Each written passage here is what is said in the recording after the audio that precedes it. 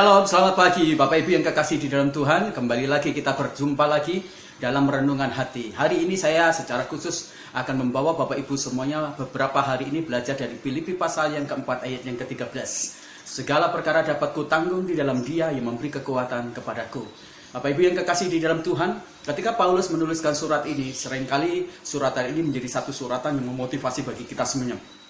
Bahkan dijadikan menjadi ayat emas. Tetapi kalau Bapak Ibu menyelidiki dengan benar, maka kita akan bisa melihat bukan hanya bicara tentang hal-hal yang sifatnya positif, tetapi juga Paulus membawa kita semuanya untuk menyadari dan mewaspadai satu bahaya yang sangat besar di dalam hidup kita semuanya. Ketika Paulus berkata segala perkara dapat kutanggung di dalam Dia yang memberi kekuatan kepadaku, artinya ada satu indikasi yang sangat penting. Jadi Paulus berkata bahwa ada banyak perkara-perkara yang menjadi bagian dari masalah yang dia gumuli. Nah Bapak Ibu yang kekasih dalam Tuhan, makanya hari ini saya membawa di dalam kebenaran firman Tuhan, Be Strong in the Lord, kita belajar tentang waktu berbahaya. Nah beberapa hari-hari yang kemarin Israel diserang oleh Hamas. Maka ada satu sirine ketika rudal-rudal dari Hamas itu dilontarkan ke Israel. Dan sirine itu menyadarkan kepada orang ada satu situasi bahaya. Akhirnya mereka berburu-buru berlari ke bunker untuk melindungi diri dia dari serangan-serangan rudal itu sendiri. Nah, hari ini juga Paulus ingin mengajak kita semuanya untuk kita menyadari satu sirine bahaya.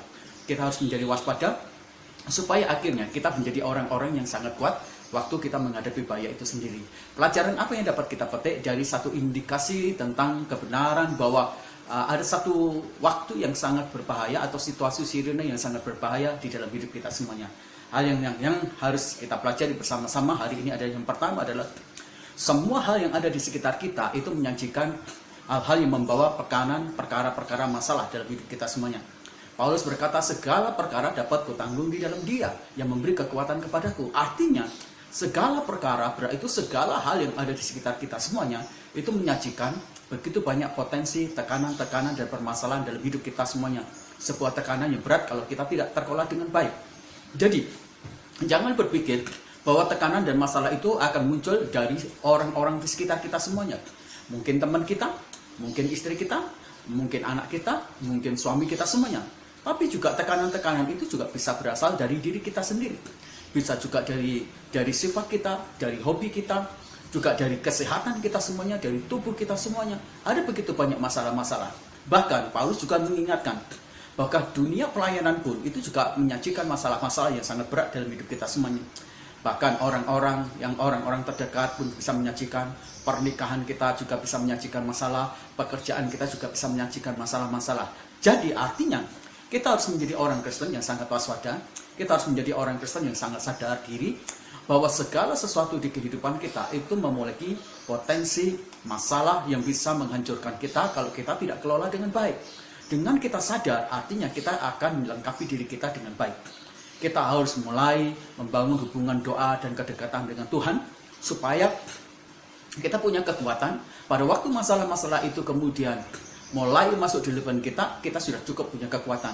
Kita juga mulai ambil waktu bersama-sama berdoa puasa supaya kita memiliki ketenangan batin yang luar biasa. Kita beribadah bersama-sama dengan teman-teman kita supaya kita mendapatkan energi positif dari kehadiran teman-teman kita semua. Kita bergaul juga dengan teman-teman rohani supaya kita juga bisa memiliki hikmat-hikmat yang menjadikan advice atau nasihat untuk kita bisa mengambil keputusan-keputusan yang baik. Ingat, kita akan menjadi kuat ketika kita menyadari waktu genting dalam hidup kita semuanya.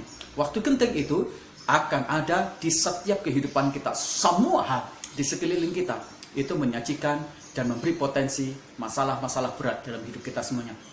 Nah, bagian kedua, Bapak Ibu yang kekasih di dalam Tuhan, tidak semua orang tidak akan kebal dengan masalah. Paulus, dia adalah seorang rasul yang luar biasa, dipakai Tuhan hebat luar biasa. Dia memiliki kecerdasan teologi yang luar biasa, kemampuan konektif, pendekatan-pendekatan approach kepada orang-orang yang luar biasa. Bahkan dia memiliki karunia-karunia rohani luar biasa. Dia menuliskan begitu banyak tulisan-tulisan risalah teologi yang menjadi dasar iman Kristen kita semuanya. Tapi, apakah karena dia adalah seorang rasul yang begitu hebat luar biasa, dia bebas masalah? Ternyata tidak menjamin bahwa dia tidak bebas dari masalah. Justru Paulus menghadapi masalah yang sangat berat. Bahkan masalahnya bukan hanya berat, begitu banyak akumulasi masalah-masalah yang dihadapi oleh Paulus. Ketika engkau menjadi orang Kristen yang baik, itu tidak akan membuat engkau mengalami kekebalan menghadapi masalah. Ketika engkau menjadi donatur di gereja, itu tidak akan membuat engkau akan mengalami dispensasi, tidak ada masalah. Ketika engkau begitu sangat berbelas kasihan, itu tidak akan membawa engkau tidak memiliki masalah. Semua hal apapun juga akan bersentuhan dengan masalah.